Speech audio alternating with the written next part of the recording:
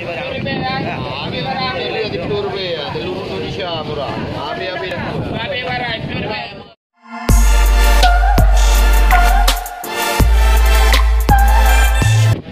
Mayo pakai mayo masak dulu. Lari lewat. Banyak bang.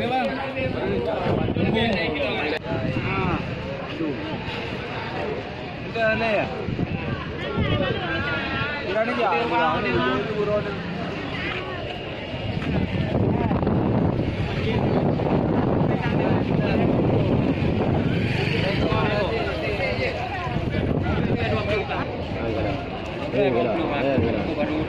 Mana yang mampu? Nah, pada ibuan nak. Nyo. Yang di dua be. Yang di dua na. Berapa bang belah? Ya. Tapi jumpai. Tapi yang nak kodong lu. Berapa bang belah punya nyo dan nak. Itu 3 kilo yang mampu dah. Belum nanti belum. Berapa bang belah nak yang berapa bang belah? Habis. Berapa kah? Cubi.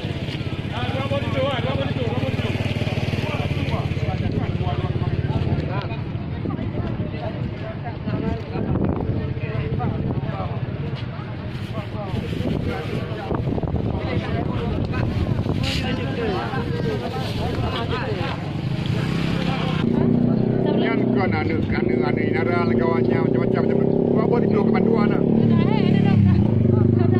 Dia boleh ada rumah ni. Dua bot di blue dengan larut.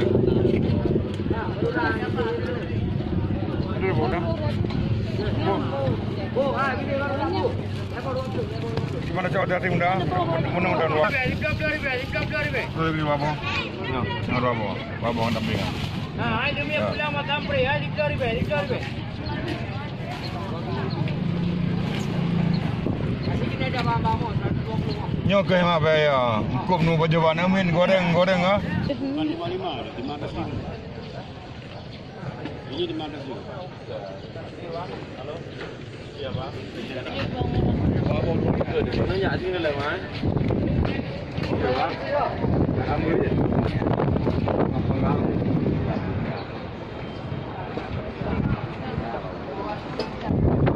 Nego lain lah. Nyo mana yang guna nego? Nego ada yang mereka ulah. Ada play. Goreng pun ya. Kemana awak? Boleh beli undang ah. Andu, beli. Oh kan? Ha? Tak. Hai beli. Dengar. Berapa? 60 je. 160. Kalau apa dua.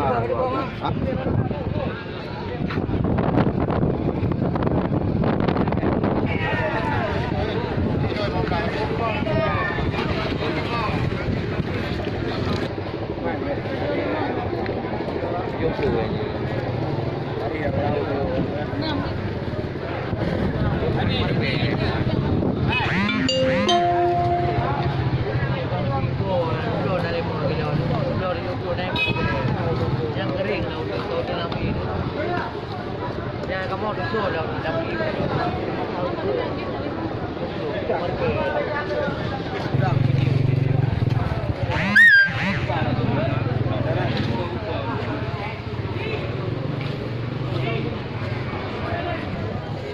Memang Bandung je. Jauh itu.